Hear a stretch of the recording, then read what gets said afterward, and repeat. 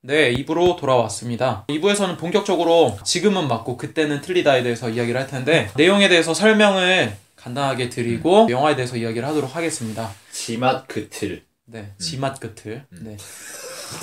뭐야 줄임말. 이 영화는 불러. 네, 이 영화는 1부랑 2부로 나뉘어서 영화가 진행이 됩니다. 혹시나 스포일러를 지금이라도 듣기 싫은 분은 안 들으셔도 되긴 하는데 스포일러 들은다고 그렇게 중요한 내용은 아니기 때문에 네, 맞아요. 봐야지 알기 때문에 내용을 이야기를 해드리겠습니다. 1부의 타이틀은 지금은 틀리고 그때는 맞다입니다. 영화 제목이랑 반대가 되죠. 일단 영화가 시작하면 영화 감독인 함춘수는 특강을 하기 위해서 수원에 내려가게 됩니다. 하지만 실수로 하루 일찍 내려가게 되고 함춘수를 맞이하러 온 스텝 연보라, 고화성이죠. 연보라와 이야기를 하다가 눈썰매를 끌어주면서 시간을 보내게 됩니다. 그 후에 복원된 궁궐을 돌아다니면서 낮잠을 자다가 윤희정, 김민희를 만나게 됩니다. 그 여자와 이야기를 하게 되고 차를 한잔 마시게 됩니다. 그리고 그림을 그린다는 것을 알게 되어서 그 윤희정의 화실로 초대를 받아서 그림을 보면서 이야기를 나눕니다. 그 후에 단둘이 초밥집에서 술을 한잔하면서 서로 호감을 표하게 되고 윤희정의 아는 사람들의 모임에 초대를 받게 되어 그 모임을 가게 됩니다. 하지만 함춘수가 결혼했다는 사실을 윤희정이 알게 되면서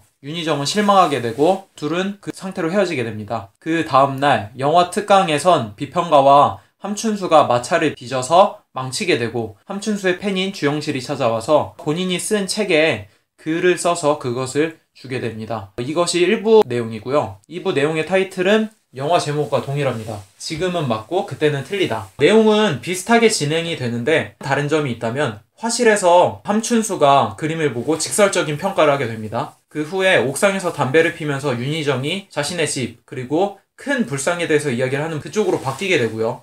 초밥집에서는 함춘수가 반지를 줍고 사랑한다고 솔직하게 윤희정에게 고백을 하고 유부남이라는 사실까지 이야기를 합니다. 그 후 모임에도 참석을 하게 되는데 오히려 소문과는 다르게 되게 반듯한 사람이라는 이야기를 듣게 되고 술주정으로 옷을 벗는 행동을 하게 됩니다. 그 이후에는 윤희정을 집에다 직접 데려다 주게 되고 재회를 기다리면서 잠깐 나오라고 이야기를 하지만 결국 나오진 않습니다. 그리고 그 다음날 특강은 오히려 성공적으로 마치게 되고 윤희정을 제외한 후에 서로 좋은 감정을 간직하면서 윤희정이 영화를 본 뒤 집으로 돌아가는 모습으로 영화가 마무리가 됩니다. 1부, 2부 내용이나 다른 점, 캐릭터 포함해서 1부에 대해서 얘기해보면 좋을 것 같은데요. 먼저 다룰 부분은 처음에 윤희정이 고궁으로 들어가고 그거를 함춘수가 물끄러미 바라보고 있잖아. 그치. 그리고 나서 함춘수가 복례당에서 잠자고 있다가 김민희를 만나게 되고 그치. 이건 사실 우연이 아니지.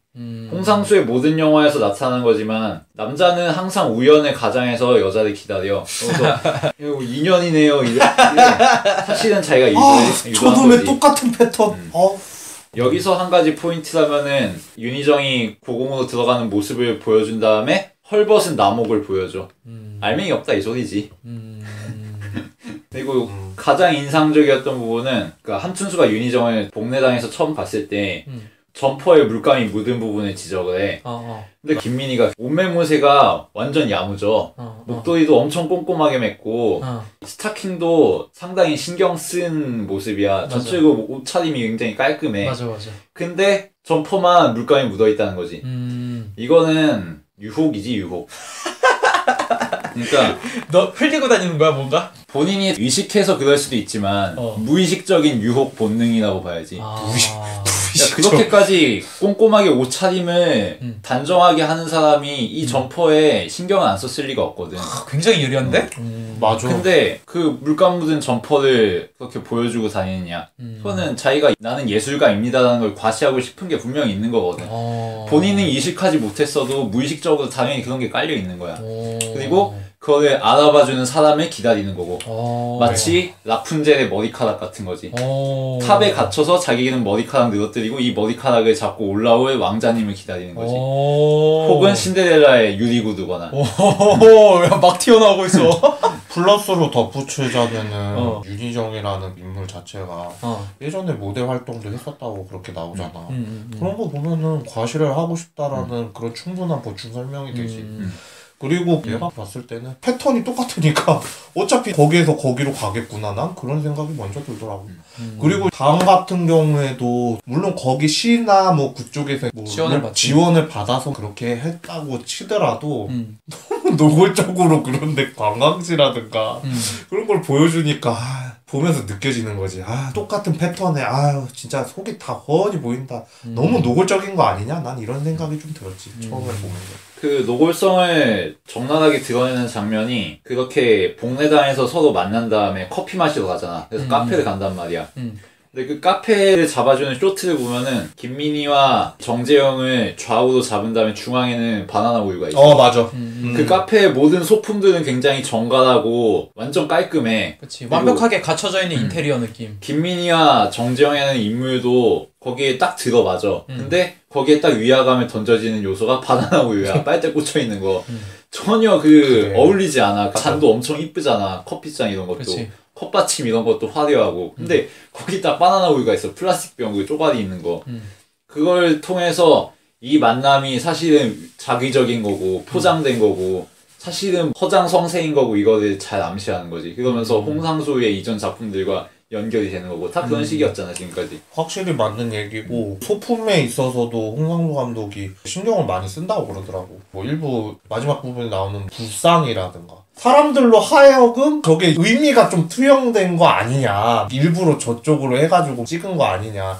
이렇게 생각을 들게끔 하는 감독인 것 같아. 바나나 우유도 얘기했지만 썰매 타는 것도 왜 썰매일까? 막 그렇게 사람들을 자극시키는 좀 그런 게 있었던 것 같아. 일부에서 중요했던 게 방에 들어온 다음에 창문을 보면서 담배 태우고 있는 연보라를 보면서 고화성을 이쁘다. 보면서 이쁘다. 조심해야지 뭐 이런 식으로 나레이션을 주잖아. 그래서 이번에 나레이션 주면서 함춘수의 속 얘기를 우리한테 얘기해주면서 이 사람이 어떻게 가식적으로 행동하는지 또는 이 사람이 어떻게 솔직하게 행동하는지 그게 이 영화의 관전 포인트구나 였거든. 내가 처음 봤을 때는. 근데 연보라한테는 그렇게 잠깐 독백이 나오긴 하는데 그 이후에 윤희정이랑 만날 때는 안 나와. 그러니까 이제 난 속내가 궁금한 거야. 하루밖에 안 있는데 이 여자한테는 조심하기로 했는데 왜 윤희정 나올 땐 조심하겠다는 얘기가 안 나오지? 이 여자도 조심해야겠다 뭐 이렇게 나와야 되는 거 아닌가 사실? 근데 안 나오니까 난 이게 궁금한 거야. 그래서 일부의 내용을 쭉 살펴보면은 결국 어느 누구가 봐도 남자가 여자 좀 꼬셔서 잘해보려고 하다가 유부남인 거 들통나갖고 망신받는 약간 이런 얘기야. 그러니까 어떻게든 잘해보려고 하는 게 진짜로 감정이 좋아서 한다 뭐 이런 것보다는 어떻게든 비유 맞추고 어떻게든 좋은 얘기 해주고 어떻게든 빨아주면서 어떻게든 잡으려고 하는 똑같은 그 찌질남의 연속이구나. 그거를 정재영이 얼마나 연기를 잘할까. 그 똑같은 패턴으로 또 나오는 건가? 그게 궁금했던 거지. 그렇게 하면은 여태까지 명주나 나나 지루했던 그 패턴이 또 나오는 거잖아. 난 계속 지루했다니까. 그리고 줄거리 길게 1, 2부 나눠서 얘기를 했지만 내가 봤을 때는 딱 4글자로 정리야. 인생극장이야, 인생극장. A랑 B라는 게 있는데 A타입인가 B타입인가 그렇게 생각을 하게끔 사람들한테 제시를 해주잖아. 근데 어차피 제목은 지금은 맞고 그때는 틀리다잖아. 어차피 B타입이라는 게 감독 생각의 입장에서 2부 좀 이따가 얘기를 하겠지만 그게 더 맞다는 생각을 표출을 한 거 아니야, 제목으로. 난 그래서 좀 그렇게 생각을 하고. 그래서 나도 이게 함춘수가 여태까지 똑같은 패턴으로 여자한테 대하는 것이 어떤 마음인가 그것을 아는 게 난 중요했어. 왜냐면 그거 나레이션을 통해서 우리한테 안 알려주니까. 그리고 홍상수 영화의 특징 중 하나는 대화가 길잖아. 장소를 이동하면 하는데 대화를 많이 하잖아. 근데 영화가 사실 대화나 나레이션을 통해서 알려주는 거는 그렇게 좋은 방법은 아니잖아. 영화만의 특징을 살릴 수 없는 방법이잖아. 근데 완전 반대야. 이 사람은 대화가 없으면 영화가 거의 진행이 안 될 정도로 그것을 나름 일상이라고 표현하면서 근데 대화가 많아서 재밌는 게 뭐냐면은 이 대화를 통해서 이 사람들이 어떻게 생각을 하면서 이 얘기를 하나 이 사람은 무슨 의도로 지금 이런 얘기를 하고 있는 건가 그게 굉장히 재밌다는 거지. 그러니까 영화 기본적인 그 틀을 완전 깨는 변칙을 가지고 우리한테 재미를 주니까 그게 나는 굉장히 재밌었던 것 같아. 그리고 홍상수 영화에서 대사가 굉장히 많고 대사를 통해서 줄거리를 전달하긴 하는데 사실 대사는 다 헛개비야. 실제로는 배우들이 갖고 있는 표정과 행동과 손짓이나 이런 그 자신의 표출이 될 수밖에 없는 그런 모습들이 사실은 진짜고 말은 하나도 의미가 없는 그런 것들이 많이 나오지. 그러니까 베테랑 배우들을 많이 쓰는 거라니까. 기성 배우들라든가. 그러니까 신인 배우를 거의 안 쓰잖아, 웬만하면은. 그리고 이 부분은 당연히 짚어야 될 것 같은 게 함춘수는 홍상수지. 이름부터 홍상수랑 비슷하잖아. 그래서 1부에서 가장 특징적인 걸 생각해보면은 다들 극장에서 봤겠지만 2부보단 1부에서 웃음이 여러 번 터졌을 것 같아. 왜냐면은 대화하는 게 너무 어색하거든. 그리고 어떻게든 함춘수가 네, 그랬어요. 네, 그랬어요. 막 이런 식으로 어색하기도 하면서 어떻게든 기분 맞춰주려고 하는 그 행동 패턴이 보여. 2부에서 진짜 빵 터지는 게 몇 번 있긴 하지만 1부에서 대체적으로 어색하고 대화도 어떻게든 이어보려고 하고 그런 것들이 너무 뻔히 보이니까 관객들이 되게 웃더라고. 나도 너무 웃겼고. 나 근데 2부가 더 웃겼어. 그러니까 그 재미가 엄청 터지는 거는 2부가 빵 터졌는데 1부에서 계속 상황이 웃기는 거 있잖아. 처음부터 끝까지 전체적으로 되게 어색하고 아이러니하고 뭔가 얘기를 하는데 막 저런 얘기를 왜 하나 왜 저렇게까지 맞춰주나 이런 거. 특히 나는 제일 웃겼던 게 뭐냐면 그림 볼 때 어떻게 얘기를 할까. 분명히 그림이 이건 그렇게 좋아 보이진 않을 것 같거든. 용기 있네요. 모르는 걸 하는 거니까. 모르고 하는 거니까 그것도 말이 안 되잖아 사실. 대단한 거야. 되게 막 둘러둘러 하는 얘기. 그런 얘기들이 너무 웃기더라고. 선문답. 개포장. 참 틀리긴 틀리다. 1부랑 2부랑 뭐 다 웃기다고 그랬는데 난 봤을 때 한 명도 안 웃던데. 그래? 딱 보면서 그래? 나는 극장에서 이렇게 웃으면서 본 홍상수 영화는 없었는데. 아니 내가 2번 봤는데 어쩌다가 2번 똑같이 보면서도 사람들 한 번도 안 웃더라고. 그래? 나도 그렇고 몇 명이랑 봤는데? 처음에 갔을 때 관객 수가 좀 있었어. 수십 명은 있었는데 두 번째 볼 때는 솔직히 확실히 적었거든. 한 열 몇 명? 그냥 딱 손 짚으면 셀 수 있을 정도? 그렇게 있었는데 한 명도 안 웃던데. 옷 벗을 때도 안 웃어? 난 그냥 그거는 약간 이상한 것 같은데 내가 볼 때. 어처구니 없어가지고. 안티팬들 일부러 극장에서 밀어 넣은 거 아니야? 아니야, 난 진짜 하나도 안 웃겼어. 말이 안 되는데. 그냥 어처구니 없어서 조금 뭐 하는 건가. 그러고서 그렇게 본 거는 좀 있었는데 딱 나는 웃기진 않던데. 그러니까 나는 극장 들어갔을 때 한 6, 7명에서 봤거든? 간격도 다 멀었어. 근데 다들 웃으면서 봤거든. 그래서 어느 정도였냐면은 거리가 멀잖아. 바로 옆에 있는 게 아니란 말이야. 서로 잘 모르지. 그 객석도 한산하고. 근데 서로 옆 쳐다보면서 서로 얼굴 바라보면서 낄낄대고 이 정도로 웃었거든 다들. 나도 이 영화 신촌에서 봤는데 20대가 대부분이었어 딱 보니까. 그리고 생각보다 여자 관객들이 좀 많았거든? 그래서 한 인원수도 한 40명 넘게 있었어. 꽤 많이 차가지고. 근데 분위기가 너무 좋은 거야 1부부터. 너무 재밌게 본 거지. 홍상수 영화 중에서 이만큼 웃긴 영화도 좀 드물 뿐더러 그것을 공감하면서 웃는 것도 재밌는데 올해 나온 한국 영화 중에 이렇게 웃으면서 본 영화도 없었던 것 같아. 참 극명하게 취향이 달라지는구나. 아니 취향이 다른 게 아니라 그게 좀 이상한 것 같은데 내가 볼 때는. 내가 이상한 거야 그럼? 아니 그쪽이 좀 이상한 것 같은데. 그쪽은 좀 이상하다고? 아니 절대 우리가 숫자가 많은데? 아니 내가 그러니까, 숫자가 많아. 내가 같이 본 사람들이 숫자가 많아. 20대서부터 한 내가 봤을 때는 진짜 노인분들까지 포함해가지고 다양한 계층들의 사람들이 있었는데 진짜 한 명도 안 웃던데 내가 봤을 때. 내 옆에 있는 사람은 50대 부부였는데 둘이서 존나 웃으면서 이게 웃음이 한 번도 안 나왔다는 것은 나는 별로. 이건 취향이라기보단 좀 문제가 있다고 생각해. 그래? 내가 문제 있는구나. 난 진짜 이거 문제가 있다고 생각해. 난 어처구니 없었다니까 그냥 보면서. 이거 사실 홍상수의 모든 영화는 코미디거든. 코미디가 아닌 영화가 없어. 난 사실 그게 장점이자 단점이라고 생각하고 나중에 결론에서 얘기할 건데 나도 근데 이 영화 같은 경우에는 그 코미디가 정말 좀 노골적이거든. 이거 웃으라고 진짜 만든 장면들인데 안 웃겼다는 건 좀 신기하네. 안 웃겼어 난. 굉장히 놀랍다. 아무튼 얘기를 다시 전환해서 홍상수 영화 및 이 영화의 구조적인 측면을 좀 분석해보자면은 홍상수 영화는 일단 남성과 여성의 서사로 정리할 수가 있지. 그리고 다양한 남성과 다양한 여성이 나오지만 그 모두는 사실 동일 인물이라고 봐도 무방해. 예컨대 이 영화에서 고화성과 서영이와 최화정과 김민희가 나오지만 이 각각이 모두 정재영을 선망하기도 하고 위선에 민감하게 반응하기도 하고 이러지만 결국은 이 넷은 연령대만 다르지 똑같은 인물, 똑같은 여성이란 말이야. 예컨대 서영이는 김민희의 한 20년 뒤 모습쯤 되는 거지. 고화성은 김민희의 한 5년 전, 10년 전 이 정도 모습이 되는 거고. 그런 게 비슷한 게 우리선이가 가장 대표적이지. 우리선이에 정유미라는 선이라는 캐릭터가 그치. 하나 중심으로 있고 남자 셋이서 그 여자 하나 어떻게 해보려고 하는 내용이야. 그리고 남자 셋은 이선균, 정재영, 김상중 이 세 명이지. 보면은 이선균은 정재영을 존경해. 뭔가 좀 아는 게 많은 형님인 것 같고 깨달은 것 같아. 근데 알고 보면 족병신이거든 그냥.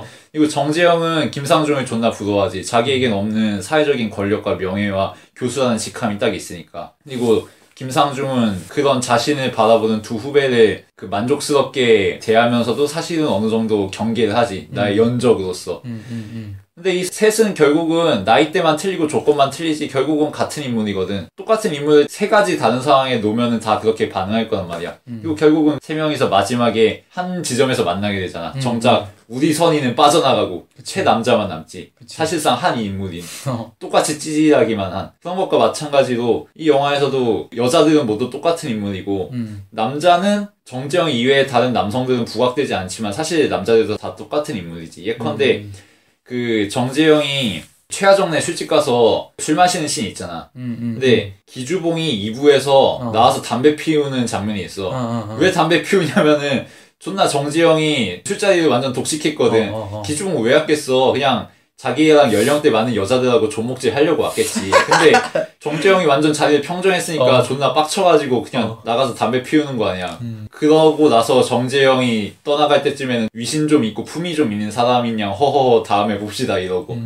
그런 거 보면은 기주봉과 정재영은 결국 똑같은 인물이거든. 연령대만 다르지. 그런 식으로 어떤 남녀 구도, 똑같은 남성, 똑같은 여성이 각각의 다른 인물을 통해서 다른 방식으로 보여지는 게 하나 있을 것 같고 좀 더 중요한 측면은 젊은 여대생과 유부남 교수, 명망 있는 사회인의 사랑 이 부분이지.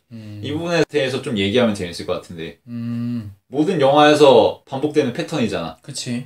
특히나 지식인층을 까는 거에서 특히 그랬고 이것도 거의 전형적인 패턴 중에 하나인데 강원도의 힘에서 아주 적나라하게 나와. 강원도의 힘에서 후반부에 보면은 주인공인 상건이 교수가 되면서 교수들의 모임에 참석하게 되지. 교수들끼리 얘기를 하는데 하는 얘기가 뭐냐면 술 먹고 섹스하면 어떤가 이 얘기야. 그것도 심지어 여자 교수가 있어. 여자 교수도 웃으면서 들어. 그러면서 막 술 먹으면서 섹스하는 얘기를 하는데 맞아. 그거 위험하다. 근데 난 좋다. 무감각해져서 오히려 오래 하고 좋다. 또 몇 명은 그렇게 하면은 술 먹었으니까 혈압이 높아지는데 또 급격하게 운동을 하니까 또 혈압이 높아지니까 더 안 좋다. 복상사할 수도 있다. 복상사할 수도 있다. 막 그런 얘기를 하면서 사람마다 체질이 달라요. 막 이러고 이런 얘기도 하고 있고 교수들이 모였는데 그리고 와서 상권에 여자 제자가 와가지고 우리 학교 오라고 막 그러면서 칭찬하고 그렇게 자연스럽게 얘기하는 섹스 얘기하다가 제자가 왔는데 바로 대화가 이어지는 교수 코스프레 전혀 이 분간이 없다는 거지. 그러니까 전형적으로 나오는 패턴 중에 하나인데 내가 이 패턴을 알고 있으니까 이 패턴을 파악하고 있으니까 과연 이번에도 함춘수는 이런 패턴일까가 궁금했던 거야. 그래서 나레이션을 안 넣었던 의미도 내가 여태까지 지식인들 맨날 이렇게 얘기하던 이런 패턴이었는데 과연 함춘수의 진심은 뭐였을까? 이거를 내가 알아맞추는 게 나의 나름 관전 포인트였고 재미 요소 중 하나였었어. 일단 유부남과 여대생 코드는 가장 먼저 이걸 생각할 수 있다고 보는 게 여대생들이 유부남과 사랑에 빠지는 이유는 일단은 자기의 자의식과잉이 전제가 돼야 돼. 나는 소중한 사람이고 뭔가 의미가 있고 가치 있는 일을 할 거고 세상에서 나는 특별해. 라는 의식에 사로잡혀 있어야 돼. 약간 센 여자지. 약간 허영심이 강한 거지. 그리고 자기 세계가 좀 판타지가 있고 근데 그런 사람 입장에서 유부남은 매력적인 존재거든. 일단 자기 동년배 남자들에 비해서 훨씬 성숙해. 그리고 유부남 결혼에 성공했어. 나름 여자를 다룰 줄 알고 역량 있는 남자야. 사회적으로도 어느 정도 명망이 있어. 사회적 지위도 있는 사람들. 그래서 홍상수 영화 보면은 대부분의 여자들이 자기보다 훨씬 연상의 남자를 연모하면서 선생님 존경해요. 나 선생님처럼 되고 싶어요. 선생님 영화 너무 잘 만든 것 같아요. 내 인생을 바꿔주었어요. 깨달음을 많이 느꼈어요. 막 이러잖아. 그런 식으로 그 유부남의 성숙함의 매력을 느낀단 말이야. 그치. 그러면서 위험한 사랑을 자기가 즐겨. 그거는 자아도취거든. 자기 파괴적인 행위고. 그런 식으로 자뻑을 하면서 비련의 여주인공 마냥 그렇게 되는 거지. 그러면서 동시에 유사 아버지를 즐기는 거고 사실 모든 여자는 아버지 같은 남자가 이상형이잖아. 그치. 유부남들은 대부분 자기 아버지를 표상하는 존재거든. 그치. 그러니까 끌리는 거지. 그리고 아버지 같은 남자라는 게 뭐야? 결국은 실력 있고 가부장적이고 숫사자 같은 남자. 그런 남자를 바라는 거고 그거에 딱 맞는 게 유부남 교수인 거지. 맞아.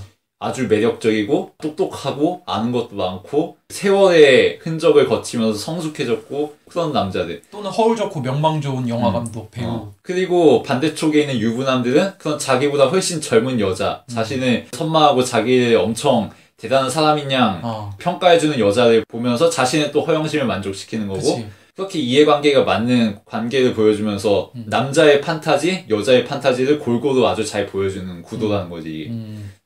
허영심 강한 남자 그리고 허영심 강한 여자를 보여주는데 여자의 허영심은 미적 허영심이야. 아름다움에 대한 허영심, 나 자신에 대한 아름다움, 인간관계에 대한 아름다움 뭐 그런 거란 말이야. 그치. 그리고 남자의 허영심은 지적 허영심. 자기보다 훨씬 지적으로 못 미치는 젊은 싱싱한 여자를 데리고서 자기의 어떤 식견을 자랑하고 나는 똑똑한 사람이고 엄청난 학자고 이런 걸 과시한단 말이야. 그러니까 홍상수 영화에서 남자들이 여자들의 인생이나 이런 걸 엄청 평가하잖아. 그치. 훈수지라고 훈계지라고 너는 그렇게 살면 안 돼. 내가 살아봐서 아는데 말이야. 뭐 이러잖아. 그런 거지 다. 근데 이런 비슷한 패턴이 명주한테는 지겨운 거지 사실. 지겹기도 하고 그냥 쭉 들었잖아 지금. 정훈이 이야기 들으면서도 계속 드는 생각은 뭐냐면은 패턴은 반복이 되고 그래 그런 건 이해를 하겠어. 일반적인 실생활에서도 좀 그런 게 있지. 당연히 남자가 여자 좋아하고 난 저 여자를 사랑하고 싶다 뭐 그런 감정을 느낀다거나 그랬을 때 그런 게 좀 표현이 된다고 나는 생각을 해요. 그러면서도 찌질해지고 그런 것도 있는 거는 나는 이해를 하겠는데 문제는 뭐냐면은 여기에서 나는 반복적인 거 말고 이야기를 조금 틀어서 생각을 해봐도 재미있는 영화가 되지 않을까라는 생각이 좀 그래 드는 그 거지. 영화가 이 영화야. 그래서 2부에서 아니 그러니까 그게 아니라 시선을 달리 보자는 거지. 시선 어떻게 남자 말고 여성의 시선으로도 한번 볼 수도 있다는 거지. 아 물론 감독 자체가 투영이 돼가지고 나오는 영화니까 당연히 남자의 입장으로서 많이 이야기를 할 수가 있는 거지. 그런데 찌질한 거 말고도 좀 쿨한 사람들도 있을 거 아니야 이 세상에는. 나는 그런 사람들도 투영을 해가지고 얘기를 했으면 어땠을까라는 생각과 함께 남자 말고 여성의 시선에서도 한번 나는 바라봤으면 하는 거지. 그런 게 오케이 영화 아닌가? 오케이 영화지. 오케이 영화가 그런 편 아닌가? 나는 오케이 아니 영화가 난 그런데 오케이 영화를 보면서도 난 그런 생각이 별로 안 들었거든. 그래? 그래서 내가 지금 이 얘기를 하는 거야. 개인적으로는 그래서 어차피 패턴이 계속 쭉 그대로 가니까 이번에도 두 번째 영화 보면서도 아 조금 더 내가 이해를 많이 할 수 있지 않을까라는 생각이 많이 들었는데 정훈이가 이야기한 게 다 맞아. 다 맞기는 맞는데 근데 그걸 보면서도 계속 똑같다라는 생각은 지울 수가 없더라고 나는. 근데 오키 정말 안 영화 맞나 봐. 별말고 같은 경우에는 오키가 문성근하고 아차상한 거랑 이성균하고 아차상한 거를 대조해서 보여주면서 느끼는 상념을 마지막에 보여주잖아. 그런 거는 여성적인 시각에서 바라본 거 아닌가? 근데 어차피 그 여성적인 시각으로 바라본다고 얘기를 하는데 끝부분에 잠깐 나오는 거 아니야. 처음서부터 쭉 한번 이끌어 봤으면 하는 생각이 들었던 거지. 오키 영화가 처음부터 끝까지 오키가 이끌지 않아? 거의? 그러니까 그 1부부터 3부까지는 이선균의 좀 포인트가 가긴 하는데 이게 결정타가 되는 게 4부에서 오키가 영화를 만들어서 냈다라고 나오면서 오키가 나레이션까지 들려주고 이 1부부터 4부까지가 전체가 오키가 만든 영화인 게 아니냐라는 암시를 주지. 그래 오키 영화가 4편으로 이어져 있는데 3편은 이성균의 시선이긴 하는데 그 마지막 챕터 오키 영화는 완전 오키에서 생각하는 거야. 그 정도는 여성의 편에서 다뤘기 때문에 그리고 그 정도는 4부를 통해서 1부와 3부가 완전 반전이 되는 효과도 있고 뭐 아무튼 그러니까 그거는 뭐 일부에서 이성균이 느낀 거랑은 다른 감정으로 이야기를 하는 거잖아. 그러니까 그거는 여성의 시선에서 얘기를 했기 때문에 시도를 안 한 건 아닌 것 같아. 시도를 안 한 건 아닌데 나는 잠깐 나왔다고 생각을 하고 그랬기 때문에 그런 생각이 좀 들었다는 거지. 내가 안 본 게 한두 편 정도는 있을 거야. 재미를 추구한다기보다도 솔직히 좀 의무적으로 보는 것 같아. 그 홍상수 감독의 작품을. 진행자의 효시가 생각하는 것처럼 여기에서 과연 춘수의 생각이 어떻게 작용이 될까? 뭐 그런 식으로 보면은 물론 흥미롭게 볼 수도 있는데 나는 저 어차피 또 저러겠네 그러고서 생각이 들면은 꼭 그렇게 가요. 그렇게 되니까 나는 재미가 없어지는 것 같아. 근데 2부에서는 안 그랬잖아. 응? 2부에서는 그게 안 됐잖아. 그러니까 이번 영화에서 A, B로 갖다가 타입을 정하는 건데 나는 그래도 A, B를 해도 난 그대로 가는 것 같아서 난 그런 느낌이 계속 지워지지가 않더라고. 내가 볼 때는 홍상수는 명주의 취향이 완벽히 안 난 알아서 아니야. 무슨 홍상수가 어떤 이야기를 어떤 예시를 꺼내도 정주한테는 안 통할 똑같아 것 같아. 그냥. 네. 난 거기에서 멈춘 것 같아. 생활의 발견에서 딱 멈춰버린 것 같아 그냥. 하여튼 나는 2부에서 똑같은 이야기를 변주하는 걸 보고 상당히 인상적이라는 생각을 했어. 나도. 어떤 점에서? 일단 대화하는 것도 다르기는 한데 여기서 솔직한 면이 진짜 솔직한 거잖아. 그러니까 어느 정도로 솔직하냐면은 그림 보고 직설적으로 얘기하는 것도 그렇고 자기 마음을 속내를 표현할 때 진짜 사랑한다고 해버리고 근데 나 사실 유부남이다.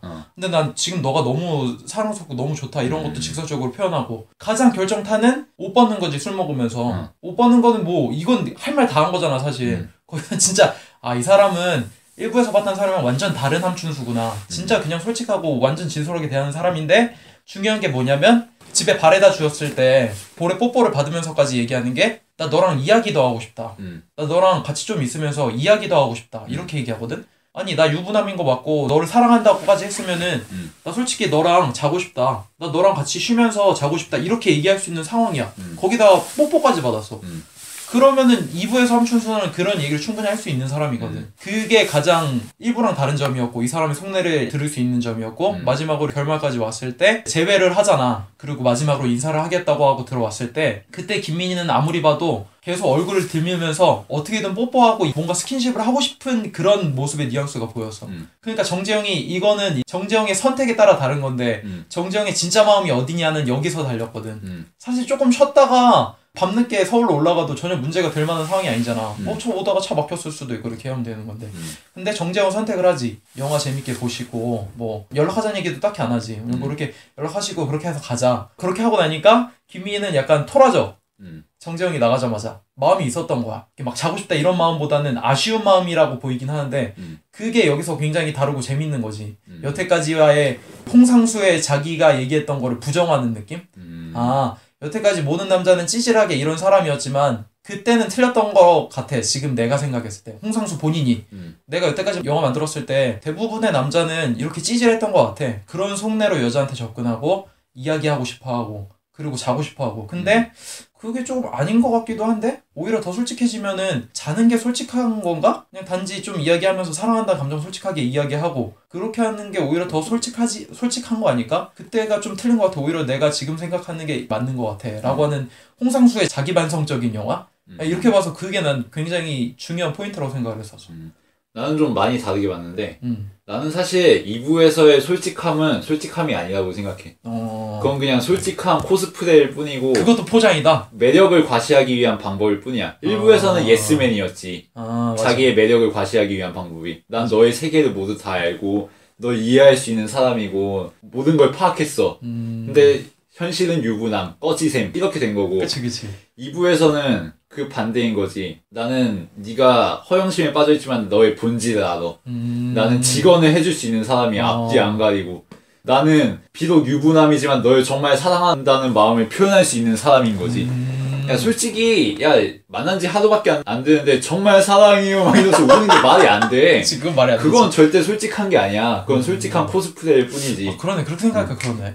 그래서 결국은 술 먹고 빤스 벗어 제끼는 게 결국은 자기의 본심을 보여주는 거지. 이게. 그 사람들한테만? 그러니까 취중에 본심이 나오는 거지. 아무리 자기가 1부에서처럼 예스맨으로 멋진 척을 하건 2부에서 어깃장을 놓으면서 노맨으로 멋있는 척을 하건 결국은 팬티 벗고 세우고 싶은 건 똑같아. 그래서 난 그거를 느꼈지. 이건 미연시구나. 공략법을 다르게 선택할 뿐이지 어차피 이놈의 본질과 이놈의 욕망과 패턴은 똑같구나 라는 생각을 했어. 여기에서 미연 씨는 연애 시뮬레이션에 맞죠? 그거예요 게임. 그러니까 나는 그 1부 2부를 보면서 정말 흥미롭게 느꼈던 게 이 1부든 2부든 얘들의 대사와 액션과 행동은 다 기계적인 거라는 생각이 들었어. 프로그래밍 된 거고 물론 본인들은 못 느낄 수도 있지. 그러니까 미연 씨 캐릭터랑 똑같은 거지. 어떤 대사를 선택할지 어떤 선택을 히로인에게 제시할지 이거는 본인의 선택이야. 완전 다른 선택지긴 해. 근데 어쨌든 히로인을 공략하고 싶은 건 똑같아. 거기서 거기야. 그리고 그거를 성공하는지 실패하는지만 다를 뿐인 거지. 그래서 지금은 맞고 그때는 틀리다는 게 참 재밌는 제목이라고 생각을 했어. 공략법을 얘기하는 거구만. 이렇게 하면 배드 엔딩, 저렇게 하면 진 엔딩 뭐 이런 거. 그리고 일부가 배드엔딩이라고 또 볼 수 없는 게 서영이하고도 잘 되고 고화성하고도 잘 돼. 맞아. 고화성이랑은 잘 될 것 같아. 그리고 이분을 보면은 물론 김민희하고는 잘 됐어. 근데 서영이하고는 완전 틀어졌지. 팬티 벗어 이렇게 미친 광희처럼 그냥 끝났지. 그리고 고화성은 김민희와 그 수다 떨고 악수하는 정재영을 보면서 질투하는 듯한 시선을 보여줘 분명히. 영화 보면은 김민희 쳐다보면서 약간 휘떠운 눈으로 봐. 맞아. 그런 거 보면은 어느 게 진 엔딩이고 어느 게 그 가짜 엔딩인지 구분할 수가 없지. 그러면은 그건 어떻게 생각해? 마지막에 사실 영화 본다고 해서 제외했을 때 잘하면 꼬실 수도 있는 상황이었잖아. 정재영. 그거는 좋은 사람인 척. 결국 그냥 자기 관리는 해야 되니까. 난 딱 그거 보면서 느낀 게 그 시민과 나데르의 별거에서 그 나데르가 가정부랑 트러블로 엮이잖아. 뭐 상해 사건 나고 이랬을 때. 그래서 그 가정부 남편하고 시비 붙어서 싸우고 이러잖아. 근데 법원 가서 그 가정부 남편에게 선처를 호소해.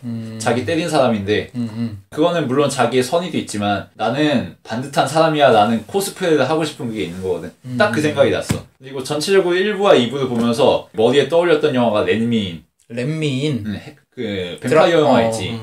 예능 말고 스웨덴 영화, 스웨덴 영화. 그거 보면은 3명의 중심 인물이 나와. 흡혈귀 1명 있고 소년이 있고 흡혈귀의 따까리가 있지. 그치. 그리고 흡혈귀의 따까리는 흡혈귀 시중만 평생 들다가 결국은 죽어. 토사구팽 당해. 그리고 주인공인 소년은 왕따 당하다가 흡혈귀에서 구원받고 둘이 사랑을 이루지. 맞아. 근데 이 영화에서 재밌는 거는 결국은 이 소년도 이 따까리처럼 늙고 흉측하게 전락해서 흡혈귀에 따까리질만 하다가 죽을 거라는 게 암시가 돼. 이게 전반적으로 순환 구조가 되는 거지. 그치. 근데 지금은 맞고 그때는 틀리다도 보면은 1부와 2부가 시간적으로 어느 정도 연관이 있다는 게 암시가 돼. 어디서 본 분인 것 같은데 막 이런 대사도 있고. 그런 걸 보면은 뭐 1부가 먼저든 2부가 먼저든 김민희가 결국은 똑같은 허영심에 찬 인생을 반복할 것이라는 것과 정재영이 어떻게든 연계를 낚아채고 싶은 짓거리를 반복할 거라는 게 암시가 되는 거지. 소문대로. 그리고 그 과정에서 뭔가 아름답고 판타지적이고 절절한 게 있을 것 같지만 현실은 카페의 바나나 우유처럼 시궁창이란 거지. 멀뚱멀뚱하게 쳐다볼 뿐이다. 아무리 잘 포장돼 있어도 결국은 그 플라스틱 바나나 쪼가리 이런 거랑 비슷한 거야 그냥. 얘기 들어보니까 난 이 말이 맞는 것 같긴 한데 내가 생각한 거보다 근데 난 아름답게 포장할래 내 식으로. 난 그런 식으로 뭐 여러 가지로 볼 수 있는 것 같아. 확실히 근데 스미스 말이 틀린 건 아닌 게 좀 더 솔직함으로 대해달라고 주문을 했거든. 그러니까 홍상 감독이 1부를 찍은 다음에 배우들한테 1부를 보여줘서 쭉 똑같이 갈 건데 대신에 김민희는 좀 더 외로움을 표현하고 정재영한테는 좀 더 솔직해져라. 그렇게 해서 연기를 다시 하자. 그렇게 해서 2부가 진행된 거거든. 그런데 그 솔직함이라는 게 자기가 하고 싶은 것을 솔직한 테크닉을 통해서 이루는 거다. 이렇게 얘기를 할 수도 있다는 생각이 들어서 그 말도 맞긴 맞는데 그 말이 맞는 것 같아. 내가 생각할수록. 그 말이 맞아. 그 말이 맞는데 아니야 포장할래. 난 끝까지 판타지를 믿을래. 이게 홍상수가 찌르는 지점인 거지. 본인들은 판타지를 믿고 싶어 하지만 관객의 눈으로 보면은 정말 바보 같다는. 뭐 나의 정재영은 그렇지 않아. 나는 인생 지침서를 하나 그냥 홍상수가 툭 하고 던져준 것 같긴 해. 어떤 2부 지침서? 보면서 차라리 2부처럼 솔직히 얘기하고 그렇게 다가가는 게 더 좋지 않겠느냐 얘기를 하는데 지금하고 그때라고 논 거를 갖다가 내가 곰곰이 한번 생각을 해봤는데 그때가 과거고 지금이 현재라고 봤을 때 과거에서 어차피 잘해봤자 지금이 틀리면은 1부처럼 헛걸음이 돼버리는 거 아니야. 원래는 그 윤희정이라는 인물이랑 더 잘 되고 싶었는데 그게 잘 안 된 거잖아. 아름답지도 않고 그냥 깨끗하게 헤어진 것도 아니고 흐지부지 돼버리는 그런 상황에 있는데 근데 더 젊은 애랑 잘 됐어. 글쎄 그 뒤에는 또 모르는 거지. 뭐 어쨌든 간에 남녀 주연 배우를 내가 중점으로 놓고 봤을 때는 그렇다는 거지. 마지막에 딱 놓고 봤을 때도 과정상에 너무 솔직하다 보니까 그때 과거 때는 말을 내뱉거나 아니면 그 옷을 벗는 씬이라든가 그런 데에서 보면은 실수를 하는 그런 게 장면이 많잖아. 너무 솔직해서 사람한테 상처를 준다거나 아니면은 주변 사람들한테 그런 거를 보여줘서 그랬는데 오히려 그게 나중에는 더 사람한테 전파가 돼서 마음적으로나 그런 게 더 와닿아서 현재적으로는 잘 된 거 아니야. 두 주연 배우만 놓고 봤을 때.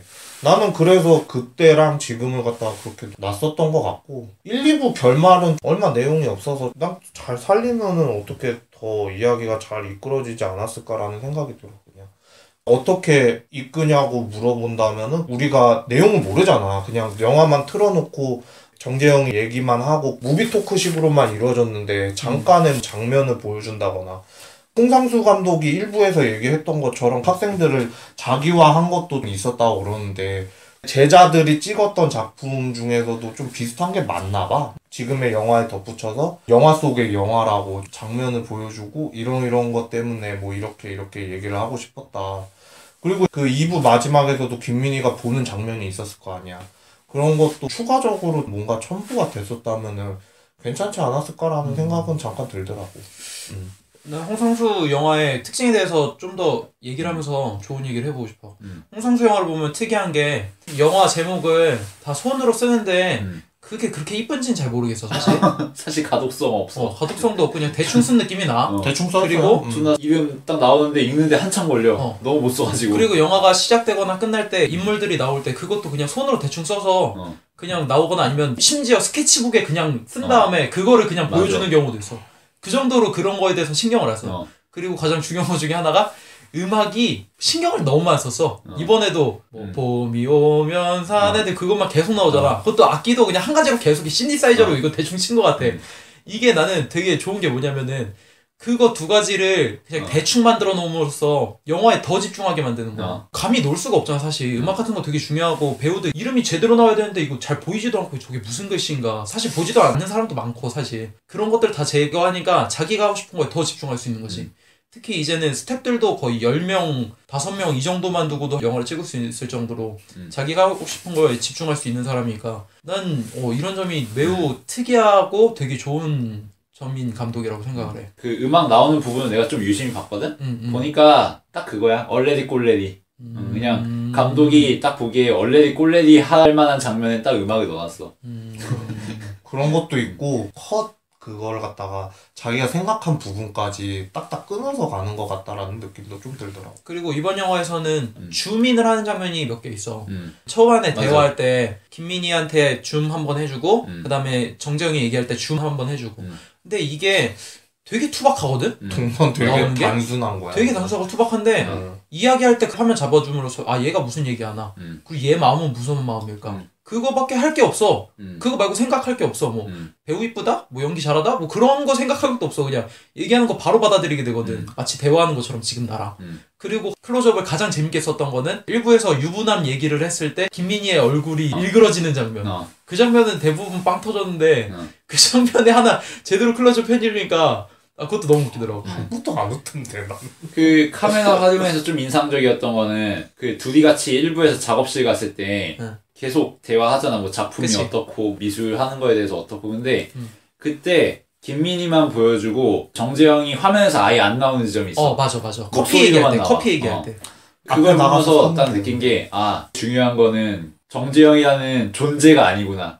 그런 구체적인 사람이 중요한 게 아니라 그냥 남자가 있다는 게 중요한 거야. 나는 그런 것도 있었고 약간 말하는 것 자체가 그렇게 소갈머리 없는 얘기라서 별로 중요하지 않으니까 그치. 아예 배우를 치워버린 약간 이런 느낌? 그런 그냥 것도 있었어. 유령이 떠드는 거랑 똑같은 거지. 말하자면. 그리고 그 1, 2부에서 미술 작품 얘기할 때 2부에서는 아예 미술 작품을 안 보여주잖아. 근데 1부에서 사실 봤을 때는 이렇게 미술에 조여있지 않는 이상 그 그림 보고 되게 잘했나? 뭐 이렇게 얘기하기 조금 뭐하잖아. 근데 사실 그게 작가 작품이긴 한데 그렇게 얘기하기 뭐하잖아. 그리고 딱 보여주니까 나도 조금 난감한 거야. 내가 남잔데 만약에 이런 상황인데 여자한테 뭐 난 솔직히 이해 못하겠는데 이거 뭐 하는 그림이에요? 미술 제대로 배우고 포장 지금 잘해야 그림이나 돼. 그리는 거예요? 뭐 이렇게 얘기할 수도 있다고 사실 그런 그림 보고 근데 뭔가 잘 말해야 될 것 같은데? 이런 그림 보여줬을 때 너네들은 어떻게 얘기할 거냐? 약간 이런 느낌도 들어서 재밌었고 이분은 아예 안 보여주니까 그런 판단 자체를 안 해버리니까 더 집중하게 만드는 것도 있고 그래서 영화에서 보여준 게 정재영이 이런저런 포장을 했지만 그거는 평소에 정재영이 하던 멘트를 그냥 써먹었을 뿐이라는 걸 한번 보여주고 그 다음에 서영아가 책 주면서 평소에 함춘수가 하던 얘기를 그대로 책 안에 쓴 다음에 그걸 또 함춘수가 보고서 고화성에게 그대로 읽지. 그냥 남의 얘기를 서로 읊어주기만 할 뿐 복붙? 컨트롤 C, 컨트롤 V 그런 걸 보면서 꼬리 잡기가 보이는 거지. 홍상수 영화에서 가장 잘 보이는 특성 중 하나가 인물과 인물의 꼬리 잡기잖아. 텅텅 비어있는 속이 아무것도 없는 저런 사람이 어떻게 영화를 만드는데 저런 사람이 의식을 갖고 살기나 하는 건가? 이런 느낌이 들 정도로 되게 부끄럽지 사실. 그치. 우리 선의에서 이선균이 정재영을 복붙하고 정재영이 김상중을 복붙하듯이 뭐 그런 거지. 특히 나는 정재영이 진짜 연기를 잘한다고 느꼈던 것 중에 하나가 술을 먹은 다음에 옷을 벗잖아. 옷을 위통을 딱 깠는데 깐 다음에 자기 뱃살을 팍 만져 한번. 근데 나도 그러고 왔는데 뱃살 보면서 그거 보면서 너무 웃긴 거야. 근데 남자들이 대부분 내 기억으로는 뭐 군대에서나 목욕탕 갔을 때 옷 간 다음에 뱃살 많다 이러면서 자기 배 한번 만져 한 번씩. 근데 그걸 그대로 정재영이 하니까 너무 웃기더라고 이거. 난 뭐 만질 일이 없어. 배가 없으면 그럴 수 있지. 스미스처럼 배가 없으면 그럴 수 있는데 나처럼 배 좀 있으면 자기 배 만져 한 번씩 운동 까고. 근데 그거 하니까 너무 웃기더라고. 그것도 그렇고 그 술 마시고 막 머리 이렇게 만지고 물론 작은 액션들 있잖아. 그런 게 상당히 인상적이었던 것 같아. 얘기하기 뻘쭘해갖고 막 이러면서 머리 뒤에 자꾸 이렇게 넘기고 약간 이런 것들. 그 캐릭터를 좀 완성해주잖아 그런 식으로. 인상적이었던 것 같고. 그리고 김민희 그 맨 처음 1부에서 나왔을 때 연기 보면은 목소리가 하이톤인데 경계하듯이 얘기하는 그 톤 있잖아요, 연기 톤. 네, 저요? 우유 먹는데요? 알아서 뭐 하려고 그러는데요? 이런 식으로 얘기하는 게 그 전에 못 들었던 톤이거든, 김민희가. 그러니까 이거 연기를 하는데 이 사람이 어떤 마음인지를 알게끔 대사를 읊어주니까 그것도 되게 재밌더라고. 그러니까 그걸 보면서 사람들이 또 웃는 거야. 이 사람이 경계하고 있는데 지금 남다가 좀 어떻게 잘해보려고 이걸 또 말을 꾸미고 있구나. 이게 공감이 가니까 사람들이 웃더라고. 나도 되게 웃겼고 그런 거에 대해서. 그 상황에서 자기 함춘수 감독이라고 하니까 바로 태세 전환. 얘는 왕관 쓴 남자고 깃털 있는 공작이다 이거지. 심지어 웃긴 건 그 감독이 어떤 영화를 만들었는지도 몰라. 떡국열차 만든 그 감독일지도 모르는데 공만대다. 공만대일지도 모르는데 자기가 들어봤고 유명하다니까 좋다는 거지. 그냥 숫사자에게 갈기가 있는 것만으로도 만족하는 거야. 저 사람 갈기가 있구나. 갈기가 뭐 어떻게 됐는지는 모르겠지만. 그러면서 자기 작품에 대해서 그렇게 얘기를 하니까 재밌었던 것 같아요. 왜냐면 1부에서도 말하는 것 때문에 어떻게든 무슨 말을 했어도 이 사람은 좋다고 했을 거야. 2부에서도 기분은 나빠했지만 옥상에서 얘기하고 그러는 거 보면은 그렇게 나빠진 않았잖아. 그 나빠한 거는 즉흥적인 반응이고 사실은 자신을 그렇게 공략해줄 사람이 필요했던 거지. 자신의 속마음을 알아주고 그러면서 또 착각에 빠지는 거고 이 사람은 정말 나를 사랑하는 사람인가 보다. 뭐 하여튼 여기까지 이렇게 좀 주절주절 중구난방으로 얘기를 했는데 사실 영화 자체가 되게 단순하고 내용도 딱히 없고 뭐 배우들 연기도 딱 봐도 한눈에 보이는 것들인데 해석할 여지나 이야기거리가 많다는 것 자체가 굉장히 좀 신기한 것 같아. 이 정도까지 영화에 대해서 얘기를 하고 슬슬 마무리를 해보도록 하겠습니다. 나는 오늘 할 말도 별로 없었고 그냥 얘기 뭐 1부에서 다 해서 2부에서도 그냥 관전자의 입장으로 오늘 왔었던 것 같아요. 그냥 녹음하면서 요즘에 개그 프로 보면은 남자끼리라고 있어요. 알아. 우차사에서 하는 거. 재훈 재훈 하는 그 여자가 하는 뭐야? 재훈 여기 이상해. 여기 이상하구나. 유행어가 몇 개 있잖아요. 그 중에서 남자친구가 되게 어이없는 개그를 해서 하는 게 있어요. 노잼. 노잼. 2015년도 내가 봤던 영화 중에 제일 노잼. 그래? 네, 제가 그랬었고요. 이걸 한번 해보고 싶었어요. 원래 처음에 하려고 그랬었는데. 명주 의견을 존중하는 게 굉장히 싫어하는 사람 많아요. 또 홍상수 영화를 이런 얘기 반복되는 것도 싫어하고 뭐 딱 봐도 남자 속내 보이고 여자 속내 보이는데 뭐 이런 걸 갖고 영화를 만드냐. 형식도 제대로 갖춰지지 않은 것 같다라고 하면서 싫어하는 분 되게 많은데 나도 그 말에 공감해. 물론 얘기를 합니다. 별점은 높대. 내 취향이 아닌 것들이 좀 있어요. 물론 객관적으로 보면은 캐릭터를 되게 잘 살리고 정훈이가 얘기한 것 중에서 뭐 미연 씨도 얘기했지만 미연 씨에도 뭐가 부각돼? 당연히 캐릭터 아니야. 배경 같은 건 하나도 없잖아. 캐릭터에 대한 그런 부각이라든가 뭐 그런 거에 있어서는 대화를 보면 알다시피 타의 추정을 불허해요. 다 보여지는데 개인적으로 내가 생각하는 거는 그 홍상수 감독에 대한 흐름 있잖아, 흐름. 그렇게만 너무 가니까, 물론 작은 변화들이 있어요. A랑 B가 있는데 너는 어떤 게 좋니? 뭐, 이렇게 해서 B를 갖다가 자기가 옳다고 생각하고 제목으로 냈기는 했지만, 사람의 관점은 틀린 거니까, 뭐, 그렇게 해서 낸 거는 거니까. 좋은데, 아까 전에 선이라든가, 오케이 영화라든가, 그런 작은 변화 말고, 완전히 그냥 방향을 틀어버려서 한번 상업영화도 한번 좀 해보고 난 그래도 욕은 안 할 것 같아. 아니 돈이 없어서 못 찍어. 그런가? 아니 근데 자기가 근데 방향성이 좀 그런 게 있긴 있나 봐. 그냥 아니 물론 지원을 받으면은 난 좀 더 예산을 가지고 할 수는 있을 거라고 생각은 하거든요. 돈 있으면 하겠지. 돈이 없어서 이런 영화 만들면. 돈이 없어서라기보다 야 돈이 없으니까 지자체에서 그거 받으면서 장소를 하는 건 아니 그러니까 어쨌든 간에 좀 뭐 투자자를 구할 수는 있겠지. 아니, 투자자들을 구한다면 투자자 구하고 돈이 있었으면은 스텝을 5명 10명으로 줄였겠냐고. 그래 그 정도 생각. 상황이야. 그러면은 야 배우들한테 개런티 제대로 줘가면서 상업영화 찍었겠지. 그래 알았어. 그거에 대해서 내가 그러면은 플러스 해서 내가 봤을 때는 물론 그쪽 한 길로만 고집하는 장인인데 그냥 똥꼬집이라고 생각을 해요. 외고집이라고 생각을 하고 물론 좋은 방향으로 갔다가 뭐 영화제에서 유수의 상을 탔다고는 하지만 이거는 좀 아닌 것 같은데 오늘 웃지 않는 관객들과 나의 공감성은 100%가 아니었나 생각을 하고요. 역시 독설가. 예. 홍상수 감독 자체가 독설가라고 하는데 맞아. 불만 있으시면 나오세요. 오 좋다. 예, 불만 있으시면 나와가지고 나오시고요. 유준상처럼 까는 거 아니야? 아, 엄청 뻔뻔하고. 나오세요. 무식해 사람이 아주 그냥. 나 무식해요 그래요. 무식해요. 무식한 게 얼마나 용감한 건지. 아 영화 대사입니다 이거. 괜찮아. 한번 나와봐요. 예, 날 좀 이해 좀 시켜줘봐요 좀. 예. 홍상수 감독 예. 영화에 아주 반기를 드는 사람이 있으니 예. 한번 나오셨으면 한번 나오세요. 그거 보면서 일부 결말처럼 이제 홍상수가 끝나지도 않았는데 바로 박차고 나가. 영화가 무엇이라고 생각하나요?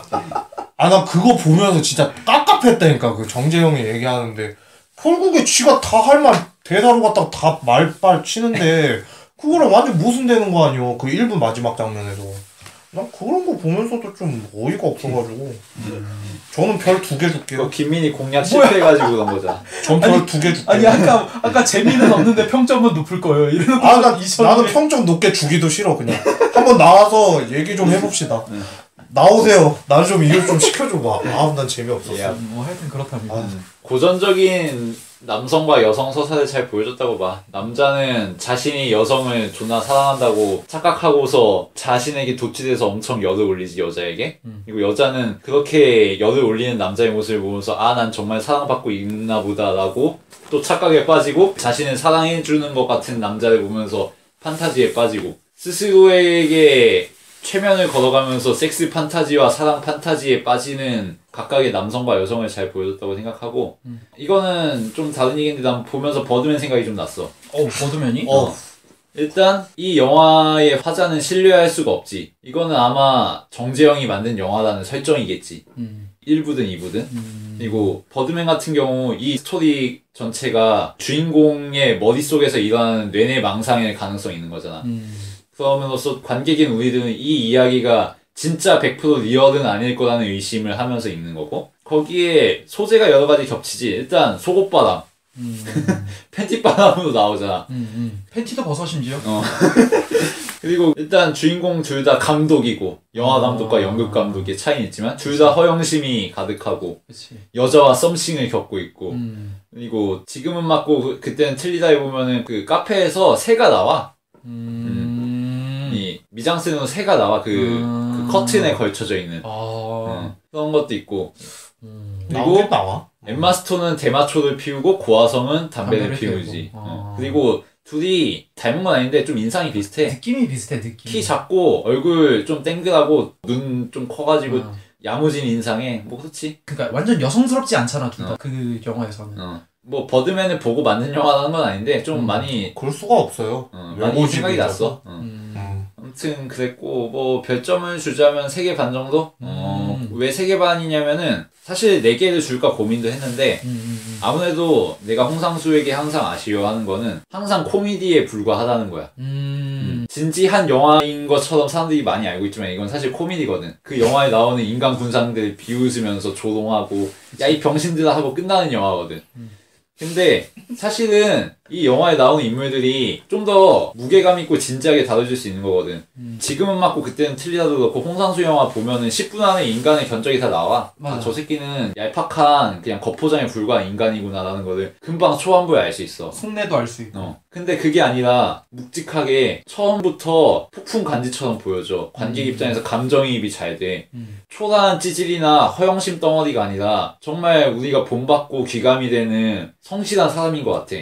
근데 그게 서사가 진행되면서 그 사람의 약점이 드러나고 자기 자신을 속여왔던 게 드러나고 그러면서 충격을 주는 그런 식의 서사도 충분히 갈 수 있다고 생각하거든. 아마 그러지 못한 이유는 쪽대본의 영향이 크지 않을까. 뭐 아무튼 그런 식으로 진지한 스토리가 되고 코미디에서 좀 벗어난다면 물론 코미디스러운 이것도 좋긴 한데 코미디 워낙 많이 했잖아. 그래서 그거를 깨지 못한 점에서 4개 이상 주기는 좀 아쉽고 3개 반 정도로 뭐 3개 반이면 많이 준 거지. 자기 몫이지 사실 지금까지도. 저도 마무리를 하자면은 일단 홍상수 영화에서 재밌는 점은 탑스타들이 실제로 술을 먹으면서 연기하는 걸 볼 수 있다. 같이 술자리에 있는 것 같이 마치 얘기하는 것도 들어보면은 이 사람이 진짜로 얘기하는 것 같아. 뭔가 연기하는 것 같지가 않고 그런 느낌을 받을 수 있는 거랑 어른들만이 알 수 있는 코미디. 배드씬이 들어가면은 보기 불편해하는 경우가 조금 많아. 나도 그런 경우가 조금 있었거든. 근데 점점 그게 순화되면서 말장난하면서 그렇게 들어가는 재미가 또 재미 요소이긴 한데 아까도 얘기했듯이 관전 포인트가 나는 그렇게 믿고 있어 아직도. 왜냐하면 마지막 결말이 정재영이 쓸쓸한 뒷모습으로 뭐 이렇게 간다든지 아니면 고화성이랑 같이 이렇게 차 타고 나가는 모습이었다면은 달랐겠지만 그게 아니라 눈이 오는 바람에 그 원래 있던 시나리오랑 다르게 김민희가 뒷모습을 보이면서 떠났거든. 난 그게 아름다웠거든. 내 눈에. 내 눈엔 아름다웠어. 그렇기 때문에 나는 그렇게 해석하고 싶어.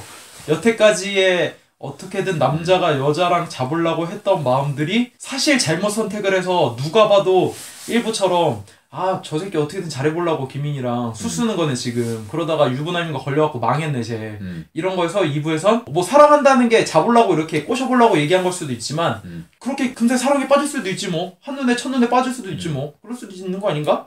그렇게 자기 솔직하게 얘기하고 난 너랑 잘하려고 했던 건 아니고 난 진짜 이런 감정인데 너한테 다 털어놓고 이야기를 해보고 싶었다. 그랬는데 그런 감정이 1부에도 있었는데 1부에선 그렇게 행동했기 때문에 제대로 전달 안 되고 오히려 루머만 생겨난 거고 2부에서는 뭐 루머는 잘 모르겠지만 오히려 자기 마음을 표현하면서 여태까지의 영화는 다른 패턴의 남자 주인공 찌질남이 아닌 쿨하게 감정만을 전달하고 이별할 수 있는 그 남자의 뒷모습 그것을 감사하게 생각하고 이렇게 좋은 감정으로 끝까지 가져가는 김민희의 뒷모습 약간 이런 걸로 포장을 하고 싶어 난 그래서 여태까지의 패턴은 분명히 달라서 대중들이 받아들이기에 괜찮지 않았나라는 생각을 하는데 나도 똑같아 사실 명주나 스미스랑 똑같은 게 이번에도 똑같은 패턴으로 술 먹고 어떻게든 여자랑 잘해보려고 약간 이런 패턴이지 않을까 했는데 사실 비슷한 거 많이 나왔고 그래서 아예 다른 장르로 가면 이 사람이 과연 영화라는 걸 찍을 수 있을 정도의 사람일까? 그것도 궁금해 사실. 물론 형식이 비슷하더라도 여자랑 남녀 간의 그게 아니라 사건이 있고 그것을 추리하고 그 과정에서 이 사람들의 마음이 어떻고 그런 류의 스릴러 이런 거를 찍으면은 잘할 수 있을까? 약간 이런 생각 들어서 나도 4점 정도 주고 싶습니다. 말 들으면서 생각난 건데 1부는 얘기 들어보면은 겨울치고 따뜻한 때야. 2부는 근데 계속 춥다 그래 애들이. 그러네. 추워요 맞아, 김미가 맞아, 계속 맞아. 그러거든. 맞아. 근데 나는 그게 추해요라고 들렸어. 추해요? 이건 그냥 내 추측인데 나는 어느 정도 개연성이 있을 거라 생각해. 자꾸 그렇게 행동하는 게 추하다? 너의 마음이? 우리가 너무 추하다. 더 솔직하지 못한 게 추하다는 건가? 그거보다 2부는 사실 아름답게 보이는 것 같기도 한 스토리잖아. 근데 사실은 그게 아니라 우리는 추하다라는 얘기를 하고 있는 게 아닌가라는 생각도 했었어. 다 똑같아. 내가 봤을 땐 제목 이거 잘못 지었어. 홍상수의 함정이구만. 아름다울 줄 알았지만 사실 똑같아. 이건 굉장히 추한 거고 나의 속내는 이런 거다. 니네들이 속은 거다. 솔직해 보이지 사실 솔직한 거 아니야 이런 거. 지금- 테크닉일 뿐이야 이런 거. 그리고 내가 이 영화를 오늘 봤어요. 이게 왜 그렇게 됐냐면은 원래 어제 보려고 했거든? 어제 대학로 7시 50분 표로 예약을 해놨었어. 근데 내가 가는 게 좀 여유가 있어가지고 안경점에 가서 렌즈를 맞췄거든. 근데 렌즈를 맞추다가 늦은 거야. 5분 정도 늦었어. 가보니까 이미 영화 시작하고 있고 대학로 지하 1층 그 상영관 아시는 분들은 알겠지만 아트하우스. 거기가 스크린하고 입구가 엄청 가까워. 맞아. 그래서 내가 그냥 안면 몰수하고 들어가기가 존나 민망한 거야. 왜냐면은 빛이 딱 보이면서 스크린 가리고 막 이럴 거 아니야. 민폐가 되겠지. 그래서 눈물을 무릅쓰고 10,000원을 버리고 왔거든.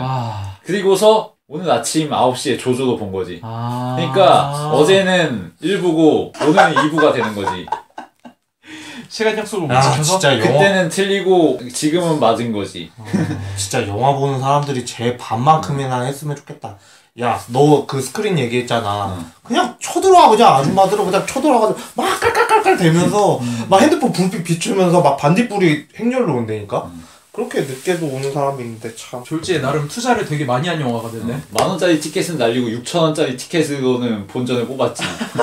그래서 재밌었던 게 이 영화의 1부나 2부나 결국은 똑같은 반복의 얘기인 것처럼 내가 이 영화를 어저께 못 본 거나 오늘 본 거나 거기서 거기구나 라는 생각을 했지. 명주도 2번 보고 스미스도 2번 했고 나는 한번 하긴 했는데. 아니 그러니까 나는 얘랑은 좀 틀린 거지. 나는 처음에 다른 봤는데 완전 다른 거지. 딱 처음에 보자마자 딱 오늘 생각을 해보니까 아예 백지장이 됐다니까.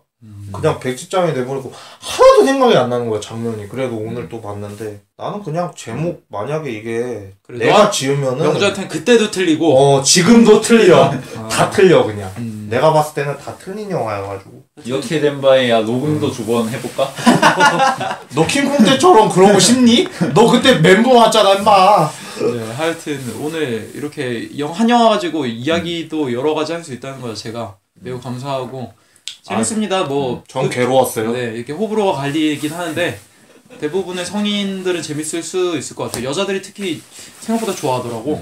그래서 하여튼 네, 오늘의 지금은 맞고 그때는 틀리다. 아니야. 홍상수의 영화였습니다. 들어주셔서 감사합니다.